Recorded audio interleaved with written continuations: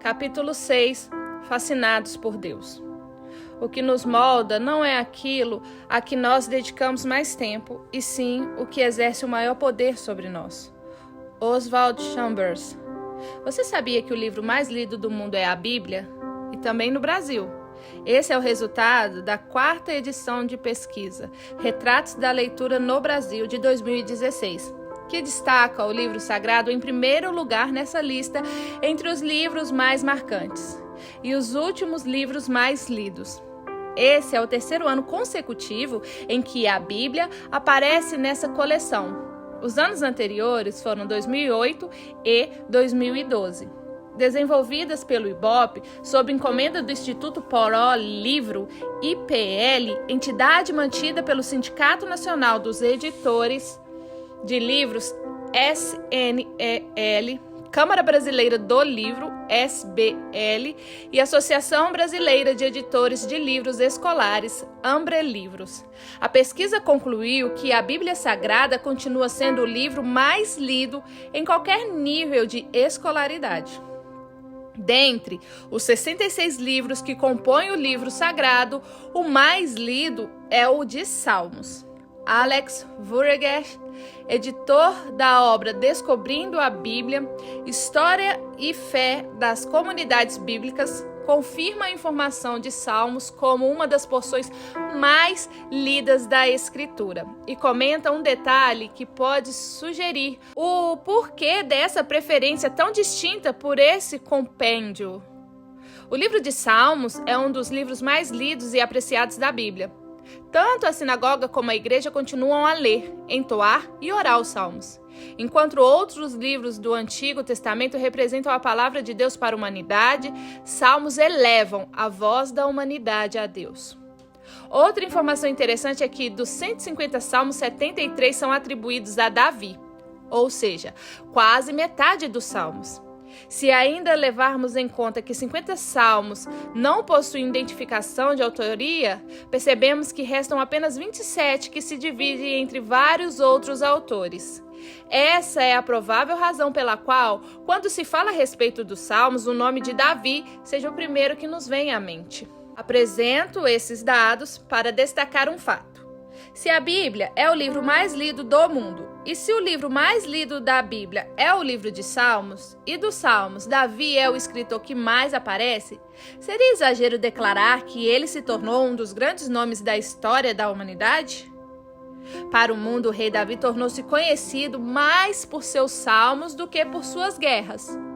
Para os hebreus, provavelmente essa faceta de conquistador tenha bem mais destaques do que para o resto do mundo. Esse homem foi o primeiro líder a levar a nação de Israel a possuir a totalidade da terra prometida, Canaã. Mas a mais surpreendente classificação de Davi na Bíblia fala não da sua reputação diante dos homens, mas diante de Deus. Sim, ele é o único na Bíblia que foi chamado de homem segundo o coração de Deus. Sabemos que esse adjetivo não foi usado para indicar que ele era um homem perfeito, pois alguns de seus pecados, que são as claras evidências de sua limitação como homem, estão registrados nas Escrituras. Nessa relação de pecados, temos um adultério, um homicídio, ambos os pecados envolvendo um dos seus mais fiéis valentes, Urias. Embora seja justo também dizer que os tropeços de Davi se limitavam principalmente a essa seção. Portanto, Davi fez o que era reto perante o Senhor e não se desviou de tudo quanto lhe ordenara em todos os dias de sua vida, senão no caso de Urias, o heteu. 1 Reis 15:5. Então, se não foi por causa da perfeição que o filho de Jessé teria sido chamado de homem segundo o coração de Deus, qual seria essa razão? Penso que isso se deva a um fato, claramente revelado nas Escrituras, embora nem sempre percebido. Davi foi assim chamado pelo Senhor por apresentar algo essencial que o Senhor espera dos homens. A ideia de que Deus está buscando algo nas pessoas pode ser visto na frase: achei Davi, meu servo. Salmos 89:20. Embora esse texto sozinho possa sugerir que a busca divina fosse por uma pessoa e não necessariamente pelas características nela encontrada, portanto, vejamos outra declaração bíblica e neotestamentária sobre o assunto. Elevou-lhes Davi como rei, ao qual também dando testemunho disse: achei a Davi, filho de Jessé, homem segundo o meu coração, e ele fará todas as minhas vontades. Atos 13:22. Esse outro versículo relaciona a frase achei Davi com a expressão homem segundo o meu coração, e fará todas as minhas vontades. Elas precisam ser vistas e examinadas como conectadas uma à outra. Mostrei pela palavra de Deus no capítulo 1 que a humanidade foi criada para buscar a Deus.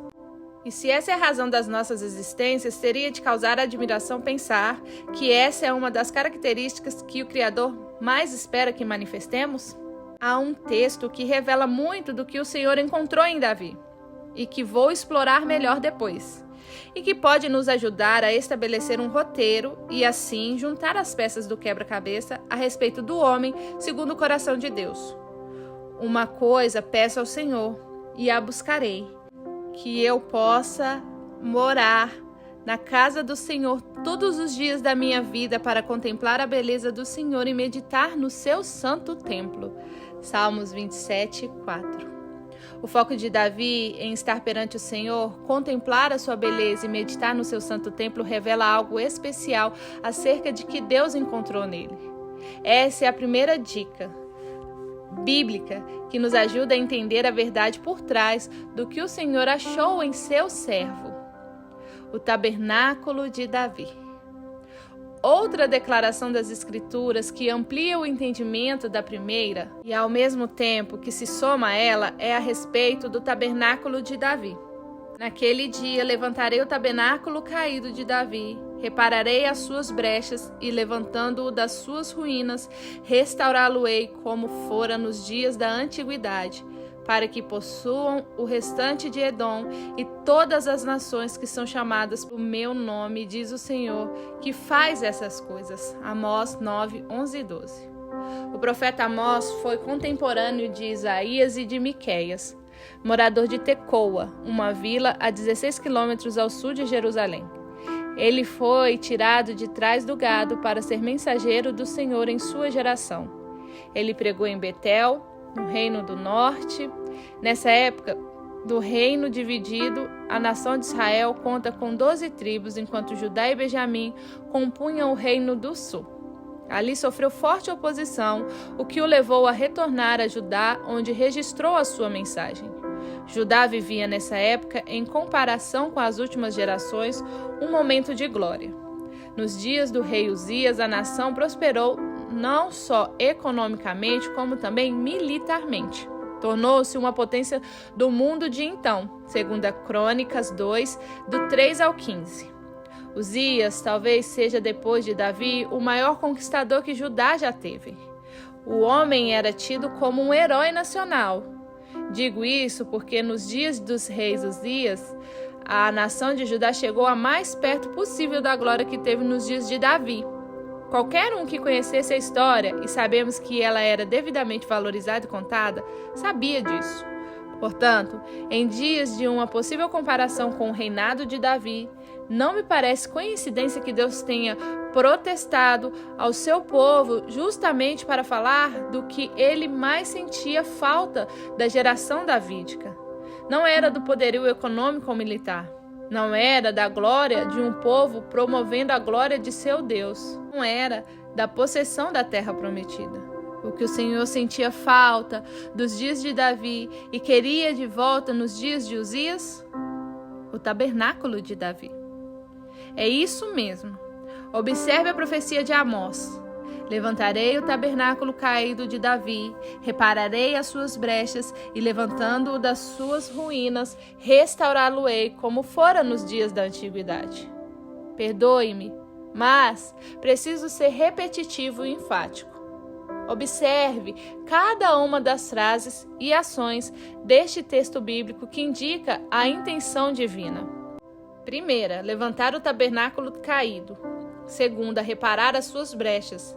Terceira, levantar o tabernáculo das suas ruínas.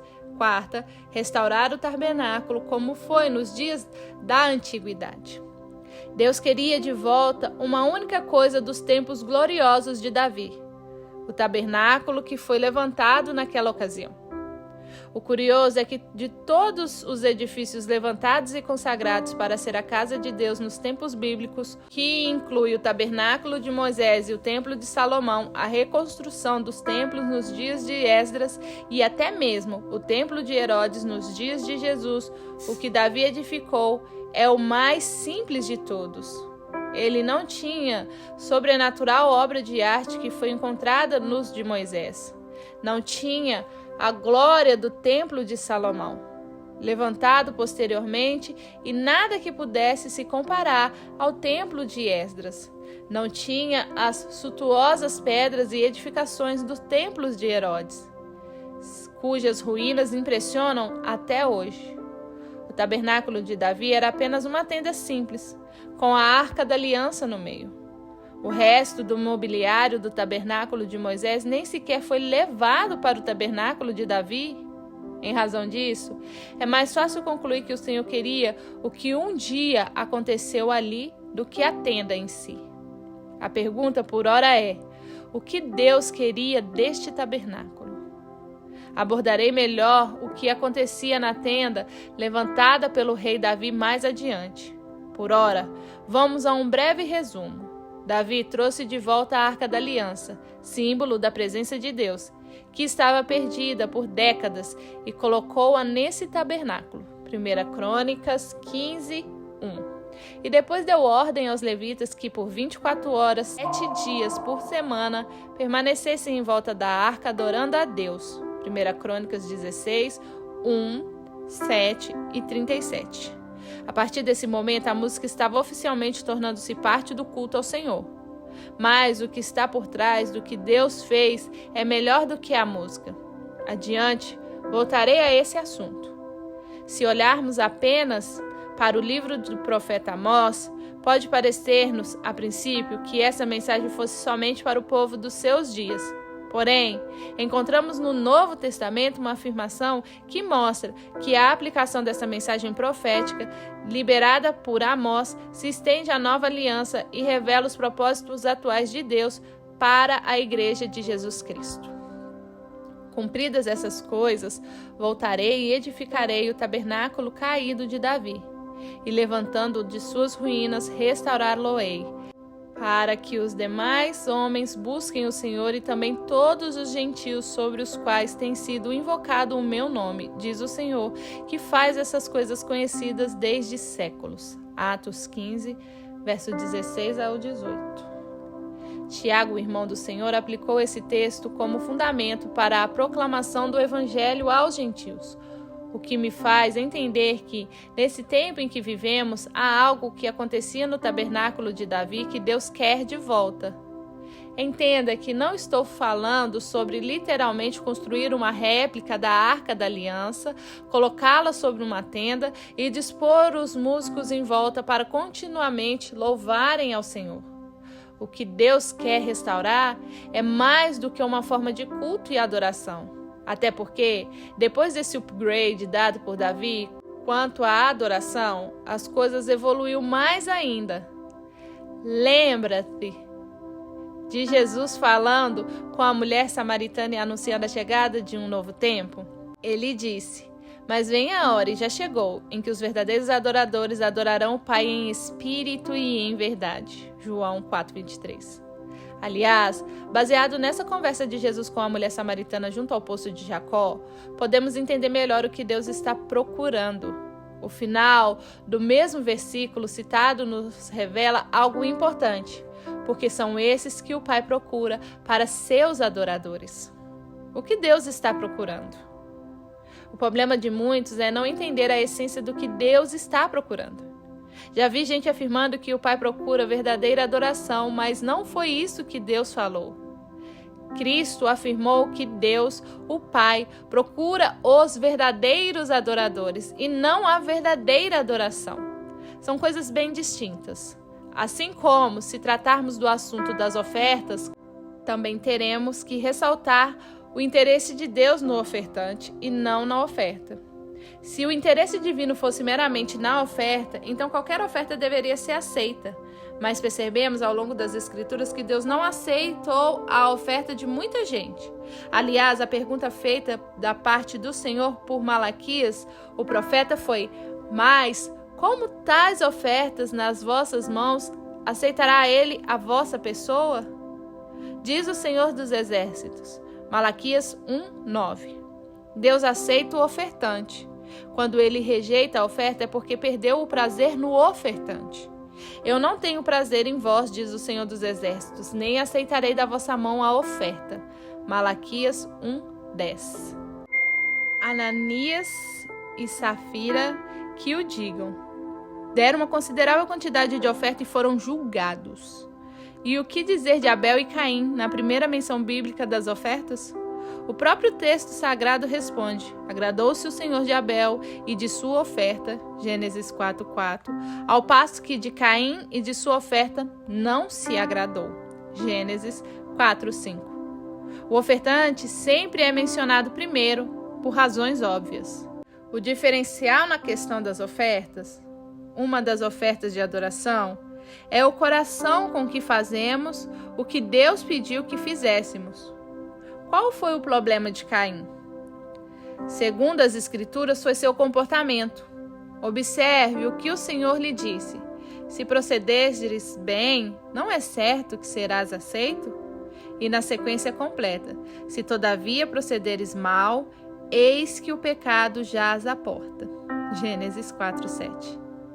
Entendido isso, a pergunta a ser feita é: o que está por trás do comportamento? O coração. Repare no que Caim fez. Aconteceu que no final de uns tempos trouxe Caim do fruto da terra uma oferta ao Senhor. Gênesis 4:3. A palavra usada no original hebraico não é especificamente sobre quanto tempo se passou. A palavra é vaga e pode se referir a dias, semanas, meses e anos. Mas o que é claro é a palavra fim. Ela mostra que Caim deixou Deus para o fim. Isso é ainda mais evidente quando a Bíblia fala de Abel e sua atitude. Aparece contrastando com a de seu irmão. Abel, por sua vez, trouxe das primícias do seu rebanho e da gordura deste. Gênesis 4:4. As primícias significa primeiros frutos. Portanto, quando Abel teve acesso aos seus primeiros ganhos, antes de pensar em usufruir do seu próprio trabalho, colocando-se em primeiro lugar, ele preferiu honrar o Senhor, colocando-o em primeiro lugar e ficando por último. Caim, por sua vez, fez o oposto. Colocou-se em primeiro lugar e deixou Deus por último. O que Deus queria? A oferta? Claro que não. Ele queria a declaração por trás da oferta, o anseio de valorizar Deus por trás daquele ato. O Senhor queria um coração que o valorizasse acima de tudo, inclusive dos ganhos materiais e financeiros. Qual é o maior mandamento? Ao ser questionado sobre isso, Jesus respondeu que o maior mandamento era amar a Deus acima de tudo. Amarás, pois, o Senhor teu Deus de todo o teu coração, de toda a tua alma, de todo o teu entendimento, de toda a tua força. Marcos 12:30. Quando o Senhor revela esperar que o amemos com tudo o que há em nós, de todo o nosso coração, de toda a nossa alma, de todo o nosso entendimento e com todas as nossas forças, está apontando para o fato de que Ele quer ser o mais importante em nossas vidas. Não porque Deus precise disso, mas porque se não dermos a Ele esse lugar, jamais nos doaremos a esse relacionamento como deveríamos. Pois bem, permita-me recapitular o que aprendemos até agora e compor melhor o quadro maior. Já vimos que o homem foi criado para buscar a Deus, Atos 17, versos 26 e 27. E que a busca eficaz, que de fato nos leva a encontrar o Senhor, está relacionada à intensidade à busca a Deus de todo o coração. Jeremias 29:13. Também procuramos entender aquela uma coisa que realmente importa, a qual Cristo falou a Marta, irmã de Maria e de Lázaro. Lucas 10, 38 a 42. e que Paulo falou de ser o momento em que Jesus se torna tão importante que nada mais importe. Filipenses 3, 7 e 8. Razão pela qual não podemos nos distrair e tampouco nos embriagar. Depois percorremos a palavra de Deus constatando a lei da reciprocidade. Ela nos permite entender que a única razão pela qual temos de buscá-lo intensamente é porque essa atitude é que nos levará à mutualidade divina e à aproximação do Senhor em nossa direção. Tudo aponta numa só direção. Deus quer um relacionamento com o homem.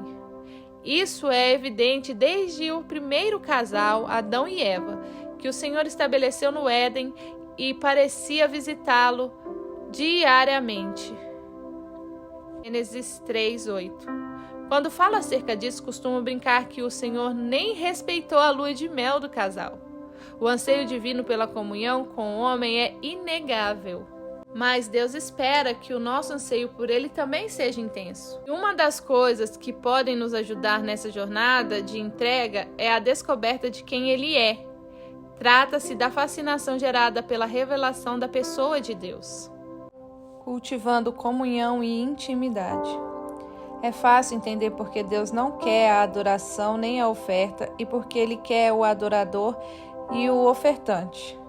O Senhor sempre quis o homem, ou melhor dizendo, a comunhão com a sua criação.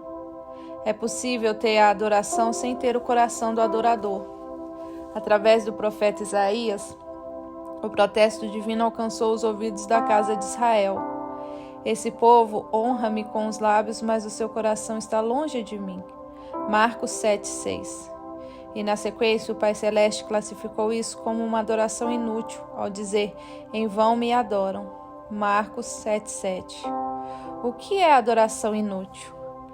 É a adoração que não traz junto de si o coração do adorador, o verdadeiro alvo da expectativa divina. Há um padrão ao longo das Escrituras, mostrando-nos sempre o que o Senhor realmente quer.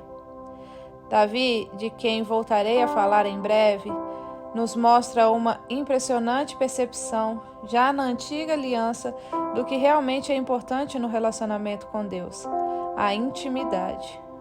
A intimidade do Senhor é para os que o temem, aos quais Ele dará o conhecer a sua aliança. Salmos 25:14.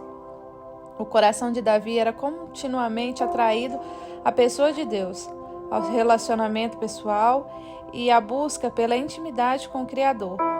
Foi justamente esse anseio, a valorização do relacionamento, que colocou o rei salmista como um homem segundo o coração de Deus. Outra coisa que ajuda a fortalecer essa ideia é o fato de que nem Davi valorizava tanto a tenda que ele levantou como Deus o fez posteriormente, dizendo querer vê-la novamente erguida. Na verdade, o rei Davi se incomodou com o fato de morar numa boa casa e a casa de Deus ser uma tenda simples como era. Veja o que diz as Escrituras. Sucedeu que, habitando Davi em sua própria casa, disse ao profeta Natã: Eis que moro em casa de cedros, mas a arca da aliança do Senhor se acha numa tenda. 1 Crônicas 17:1. O que incomodava Davi era o fato de ele morar numa casa melhor, na perspectiva da qualidade da construção, do que a casa de Deus. Esse dilema é destacado no Salmo 132. Lembra-te, Senhor, a favor de Davi, todas as suas provações, de como jurou o Senhor e fez votos ao poderoso de Jacó. Não entrarei na tenda em que moro, nem subirei ao leito em que me repouso, não darei sono aos meus olhos, nem repouso às minhas pálpebras, até que eu encontre lugar para o Senhor, morada para o poderoso de Jacó. Ouvimos dizer que a arca se acha em Efrata, e a encontramos no campo de Jaar. Entremos na sua morada, adoremos ante o estrado de seus pés. Levanta-te, Senhor, entra no lugar do teu repouso, tu e a arca da tua fortaleza. Vistam-se de justiça os seus sacerdotes e exultem os teus fiéis. Salmo 132, do 1 ao 9. Mais uma pergunta a ser feita. No que diz respeito ao dilema de Davi, e Deus? Ele está incomodado com sua casa? A resposta é não. Quando expressou a dor do seu coração por ver Deus numa casa pior que a sua, Davi conversou com o profeta Natã de que aquele era um bom projeto, construir uma casa para o Senhor. Mas Deus repreendeu o profeta e mandou lembrar a Davi que o Senhor nunca havia morado numa casa de cedro, que ele havia andado, geração após geração, de tenda em tenda e de tabernáculo em tabernáculo. Veja a descrição bíblica do ocorrido. Então Natã disse a Davi: faze tudo quanto está no seu coração, porque Deus é contigo. Porém, naquela mesma noite veio a palavra do Senhor a Natã, dizendo: vai e dize a meu servo Davi: assim diz o Senhor: tu não edificarás casa para a minha habitação, porque em casa nenhuma habitei, desde o dia em que fiz subir a Israel até o dia de hoje. Mas tenho andado de tenda em tenda, de tabernáculo em tabernáculo. Em todo lugar em que andei com todo o Israel, falei. Acaso alguma palavra com algum dos seus juízes, a quem mandei apacentar o meu povo, dizendo: por que não me edificais uma casa de cedro? 1 Crônicas 17, do 2 ao 6. Em outras palavras, Deus está perguntando: quando foi, em qualquer momento, que eu pedi por isso? Isso não significa que no plano e propósito divino uma casa não viria a ser construída. Mesmo capítulo 17 de 1 Crônicas, o Senhor fala acerca do templo de que Salomão edificaria. Mas naquele momento era como se Deus estivesse tentando dizer a Davi: você parece estar mais incomodado do que eu com essa situação. O templo de Salomão veio edificar posteriormente era magnífico, mas lá na frente, gerações depois, do que o Senhor tinha saudade? Do que ele sentia falta? Não era do glorioso e magnificente templo de Salomão, era do tabernáculo de Davi. Por quê? Porque assim como Deus não quer a adoração e sim o adorador, assim como ele não quer a oferta e sim o ofertante, assim também ele nunca quis a casa que lhe construíram e sim o que lhe havia sido oferecido lá. Esse é o grande diferencial.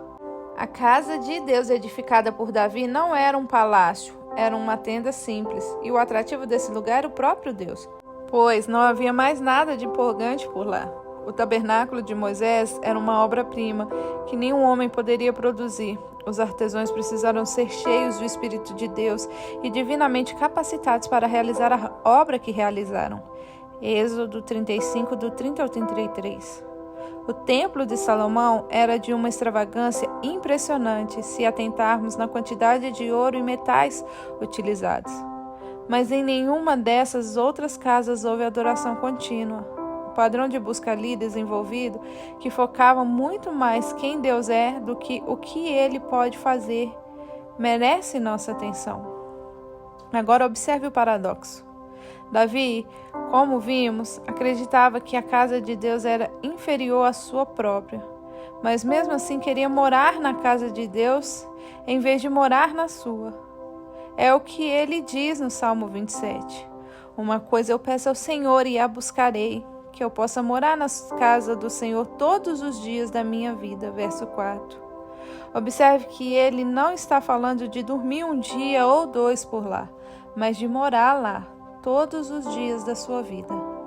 Qual é a razão para desejar isso? O verdadeiro atrativo daquela tenda? O próprio Deus. Davi mesmo deixa claro o motivo: para contemplar a beleza do Senhor e meditar no seu templo. Salmos 27, 4. Quer abordar um pouco mais a questão da contemplação e admiração pelo Senhor. Isso é algo que talvez a gente nem veja, nem fale tanto a respeito, mas está na Bíblia. Dito isso, vamos checar o que a palavra de Deus ensina. O profeta Isaías descreveu em seu livro uma visão extraordinária e impactante de Deus. No ano da morte do rei Uzias, eu vi o Senhor assentado sobre um alto e sublime trono, e as abas de suas vestes enchiam o templo. Serafins estavam por cima dele. Cada um tinha 6 asas. 2 cobriam o rosto, com 2 cobriam os pés e com 2 voavam.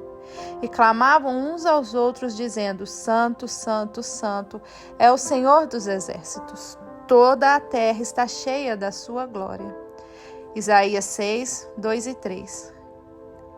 As escrituras falam de serafins em volta do trono.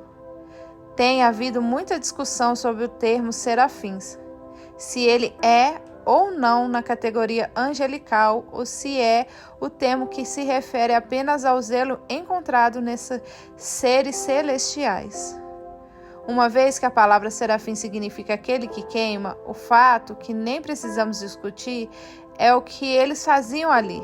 Estavam proclamando a santidade de Deus. Isso aconteceu cerca de 700 anos antes de Cristo. Agora observemos outro episódio das Escrituras acrescentando a informação de que isso aconteceu quase 100 anos depois de Cristo.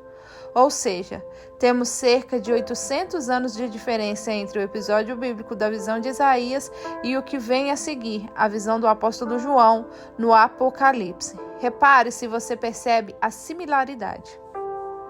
Adiante do trono, um como um mar de vidro, semelhante ao cristal.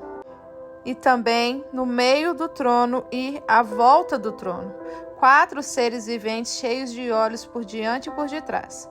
O primeiro ser vivente é semelhante ao leão, o segundo semelhante à novilha, o terceiro tem o rosto como de homem e o quarto ser vivente é semelhante à águia quando está voando. E os 4 seres viventes, tendo cada um deles respectivamente 6 asas, estão cheios de olhos ao redor e por dentro. Não têm descanso, nem de dia, nem de noite, proclamando: Santo, Santo, Santo. É o Senhor Deus, o Todo-Poderoso, aquele que era, que é e que há de vir. Apocalipse 4, 6-8. Em primeiro lugar, temos Deus no trono. Em segundo, temos seres celestiais proclamando o mesmo coro ouvido por Isaías: Santo, Santo, Santo. Em terceiro, temos que reconhecer que eles estão numa atividade contínua e ininterrupta, pois está escrito que não tem descanso, nem de dia, nem de noite. Ou seja, se no livro de Isaías não dá para ter certeza do quanto tempo estavam por trás daquela cena de adoração, em Apocalipse encontramos isso com clareza. Em quarto e último lugar, temos a contemplação. Enquanto no livro de Isaías isso não está tão claro, uma vez que os serafins cobriam o rosto, no livro de Apocalipse lemos que os seres viventes estão cheios de olhos ao redor e por dentro. Apocalipse 4:8. A primeira pessoa que me falou sobre isso foi meu amigo Daiwan Roberts, como mencionei na introdução do livro. Ele perguntou: se você estivesse naquela posição dos seres à volta do trono, proclamando noite e dia, sem parar, a santidade de Deus, quanto tempo aguentaríamos? Isso me chocou. Só então a visão de Isaías e a de João são quase 800 anos. Mas a Bíblia não diz quando começou e certamente ainda não terminou. Recordo-me de que Daiwan comentou 10 anos atrás que a única coisa que não deixaria esses seres celestiais entediados, ou a gente no lugar deles, é se, em vez de apenas repetir algo decorado, eles simplesmente estivessem sendo alimentados por algo que contemplavam. Sim, é disso que esse texto fala. Trata-se de contemplar a beleza de Deus e reconhecer que Ele é um ser inesgotável. Era disso que Davi falava ao mencionar que queria contemplar a sua formosura. Os seres viventes também eram cheios de olhos. Isso fala não só do fato de que há muita beleza divina para poucos olhos. Pense que só 2 olhos como temos não são suficientes para contemplar tanta beleza.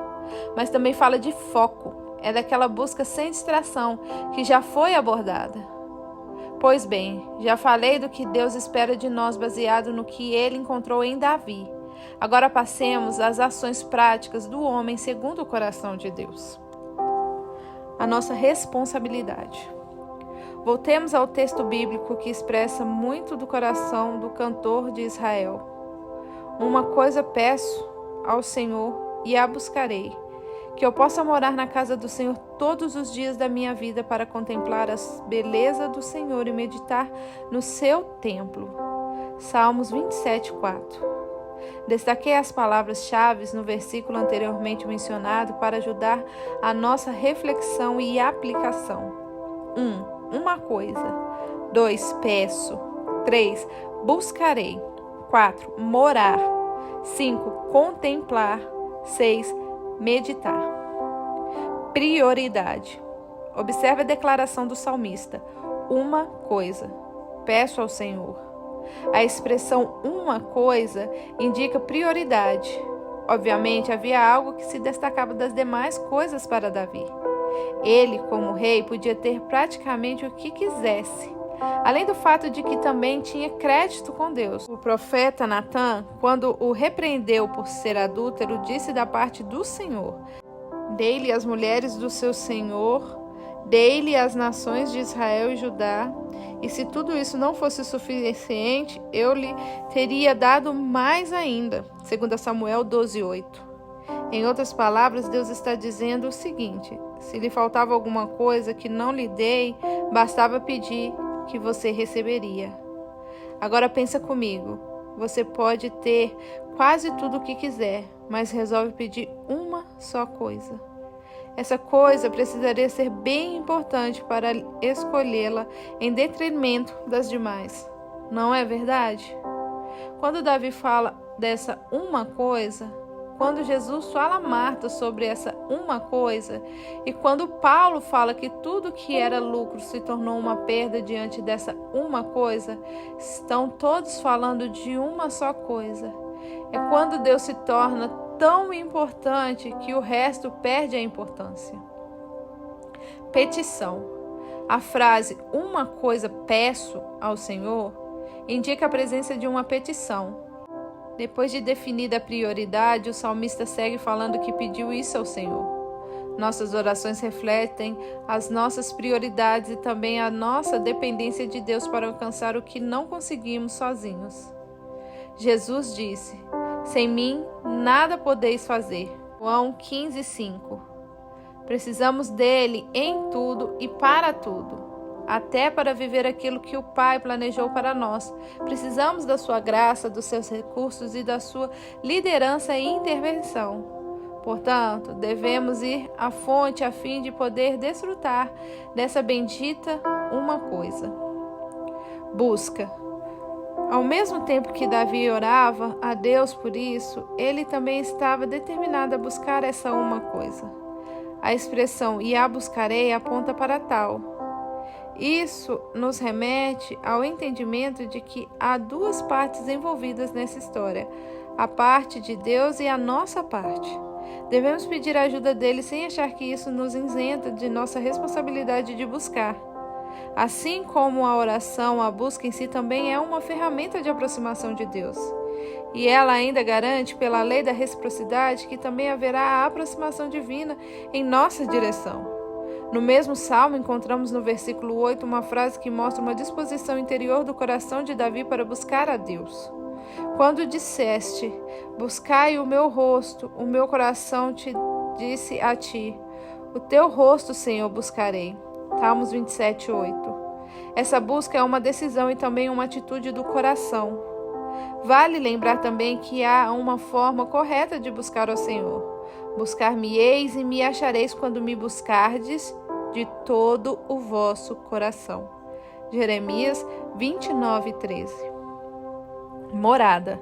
A frase "que eu possa morar na casa do Senhor todos os dias da minha vida" indica um coração completamente atraído por um lugar que não era o seu próprio palácio. O que o homem de Deus estava declarando era mais ou menos o seguinte: eu não quero encontros ocasionais com a presença divina. Quero viver isso todos os dias. Eu não quero a religiosidade. Quero a intimidade e o relacionamento com Deus. O anelo de Davi pela casa do Senhor, como já vimos, não é porque houve lá algum tipo de atrativo, senão a presença de Deus. Nessa época, a presença divina estava reclusa ao ambiente do templo ou associada à arca. Quando a Arca da Aliança voltou a Israel, foi colocada no tabernáculo de Davi. Ela representava a presença do Senhor. Observe essa declaração de Davi: eu amo o Senhor, o lugar da tua habitação, onde a tua glória habita. Salmos 26:8. O que atraía o servo do Senhor era a própria presença divina, a glória que ali se manifestava. Lembre-se de que o Senhor não deseja apenas que nós o busquemos. Ele deseja que nós queiramos buscá-lo. Esse anseio do homem segundo o coração de Deus é que validava a sua busca e também é o que irá validar a nossa. Contemplação. A expressão para contemplar a beleza do Senhor indica o propósito pelo qual Davi queria estar todos os dias na casa de Deus. Já falei antes sobre contemplação, mas quero abordar aqui algo diferente. Não se trata apenas de contemplar o que é belo, no caso, os atributos divinos. Trata-se de deixar fascinar por aquilo que podemos contemplar. Esse capítulo fala a respeito de fascinação pela presença do Senhor. O que levava o apóstolo Paulo a declarar: considero tudo como perda por causa da sublimidade do conhecimento de Cristo Jesus, meu Senhor. Filipenses 3:8. Era a sua fascinação pela pessoa de Cristo. O que era essa grandeza? Essa coisa tão superior e sublime diante da qual o resto perdia a importância? Era um lugar, uma dimensão espiritual de fascinação onde ele havia entrado. Meditação. A frase "e meditar no seu templo" revela um segundo propósito, além da contemplação, pelo qual Davi queria estar todos os dias na casa de Deus. A palavra traduzida para meditar no original hebraico é bakar. De acordo com o Lexo de Strong, significa buscar, perguntar, considerar, refletir. Aparece também em algumas versões bíblicas como inquirir, Almeida Revisada e Corrigida, e estudar. Se olharmos o contexto mais abrangente da tradução dessa palavra, podemos entender um pouco mais a abrangência do seu significado. Em Levíticos 13:36, ele é traduzido por procurar, falando do exame que o sacerdote precisa fazer no leproso. Em Levítico 27:33, a tradução dessa palavra é investigar. Em 2 Reis 16:15, a tradução aponta para deliberar. Em Ezequiel 34:11 e 12, aparece como buscar. Falando da ovelha perdida, a soma desse possível significado fala de alguém que vai ao santuário de Deus para estudá-lo, examiná-lo e investigá-lo. Todas essas expressões falam de alguém que decidiu procurar conhecê-lo melhor. Deus quer ser conhecido e tenta se revelar ao homem. Escrevendo aos Romanos, Paulo afirmou que a própria criação divina tenta levar o homem nessa direção do conhecimento de Deus. Portanto, o que de Deus se pode conhecer é manifesto entre eles, porque Deus lhe manifestou, porque os atributos invisíveis de Deus, assim o seu eterno poder, como também a sua própria divindade, claramente se reconhecem, desde o princípio do mundo, sendo percebidos por muitas das coisas que foram criadas. Romanos 1:19-20. Concordam com isso as palavras do salmista. Os céus proclamam a glória de Deus e o firmamento anuncia as obras das suas mãos. Salmos 19:1. Citei esse salmo porque ele é atribuído a Davi. Embora o salmista reconhecesse que é possível conhecer mais desse Deus que deseja ser conhecido, ele não fala apenas de contemplar a criação. Ele fala, no Salmos 27:4, de ir ao santuário, separar um tempo de qualidade na presença daquele que precisamos não somente adorar, mas conhecer. A.W. Tozer fez uma clara distinção do comportamento da busca dos santos da antiguidade com os da atualidade. Hoje buscamos Deus e paramos de sondá-lo, enquanto os antigos santos buscavam Deus, encontravam-no e continuavam buscando o mais e mais. Jesus nos mandou entrar no quarto e fechar a porta para falar com o Pai em secreto. Se não fizermos isso, a intimidade não vai acontecer. E a intimidade envolve o conhecimento profundo de quem Ele é. Que o nosso coração seja tomado de uma fascinação cada vez maior por Jesus. Que uma santa obsessão por Cristo se aposse de nós.